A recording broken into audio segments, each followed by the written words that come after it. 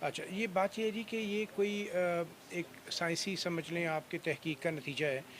پہلے بھی انسانوں کو اندازہ تھا کہ ہماری باڈی میں کچھ ایسے سیل ہوتے ہیں، جب بھی ہمیں چوٹ لگتی ہے وہ اس کو ریپیئر کرتے ہیں، لیکن یہ ایک تجربہ تھا، تو اس کے اوپر کوئی لوگوں کو ڈیٹیل نہیں پتہ۔ جب سائنس میں ترقی ہونی شروع ہوئی تو تقریباً 90 کی دہائی میں پھر یہ اندازہ ہوا کہ جسم میں بہت سی ایسی جگہیں ہیں جہاں پر اسٹیم سیل موجود ہوتے ہیں۔ تو پہلے خیال تھا کہ یہ جب بچہ ڈیولپ ہو رہا ہوتا ہے تو اس میں ہی اسٹیم سیل ہوتے ہیں اور وہ بچے کی مختلف چیزیں بنا دیتے ہیں، لیکن آہستہ آہستہ پتہ چلا کہ یہ اسٹیم سیل ہماری باڈی میں اللہ تعالیٰ نے بہت سی جگہوں پر رکھے ہوئے ہیں۔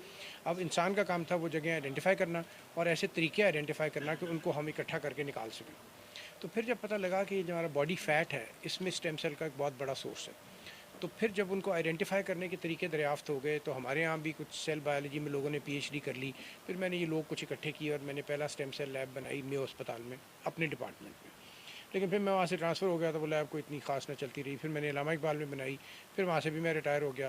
تو اب پھر میرے پاس مریض آتے تھے تو ان کے لیے پھر ہم نے 2 سال پہلے یہ ایک پرائیویٹ سیکٹر میں لیب بنائی جس میں ایسی بیماریاں جن کا اور کوئی علاج نہیں ہے ان کا علاج ہم اسٹیم سیل سے کرتے ہیں، جس میں زیادہ ہم بچوں کی بیماریوں کا کر رہے ہیں۔ بڑوں کو جیسے اب ہم نے کرونک کڈنی ڈیزیز کا بھی ایک مریض کیا جس کی لیور کڈنی فنکشن بہتر ہو گیا، اب ہم کرونک لیور ڈیزیز میں بھی کر رہے ہیں، لنگس کی ڈیزیز میں، اور بچوں کی جو بیماریاں ہیں پیدائشی جن میں اور کوئی حل نہیں موجود ان میں سب میں یوز کر رہے ہیں۔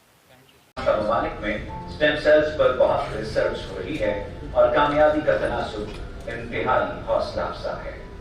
یہ ایک ایسا حیرت انگیز طریقہ علاج ہے جس میں مریض کے اپنے جسم کی چربی سے صحت مند اسٹیم سیلز حاصل کیے جاتے ہیں اور ان کو بیماری سے متاثرہ عضو میں انجیکٹ کیا جاتا ہے۔ یہ صحت مند سیلز بہت جلد بیمار سیلز کی جگہ لے لیتے ہیں۔ یہ ایک بالکل محفوظ طریقہ علاج ہے جس سے متعدد دائمی بیماریوں سے زندگی بھر کے لیے نجات ممکن ہوئی ہے۔ ان بیماریوں میں سر فہرست autism, cerebral palsy, spina bifida, diabetes, osteoarthritis, گردوں کی بیماریاں، معدے، پھیپھڑوں، مختلف اقسام کے کینسرز اور متعدد لاعلاج بیماریاں شامل ہیں۔ پاکستان میں اسٹیم سیل ریسرچ کے بانی پروفیسر محمود شوکت ہیں جو عرصہ 15 سال سے اس پر کام کر رہے ہیں۔ Ramzan Ali stem cell centre professor Mahmood Shaukat کے زیر نگرانی قائم ہونے والا پاکستان کا پہلا اسٹیم سیل سینٹر ہے۔ اسٹیم سیلز کا یہ طریقہ علاج ایک اعلیٰ درجے کی اسٹیم سیل لیب اور ماہر ڈاکٹرز کی زیر نگرانی کیا جاتا ہے جو رمضان علی اسٹیم سیل سینٹر عرصہ 2 سال سے مکمل اعتماد کے ساتھ کر رہا ہے، جس سے بہت سے مریضوں کا علاج ممکن ہوا۔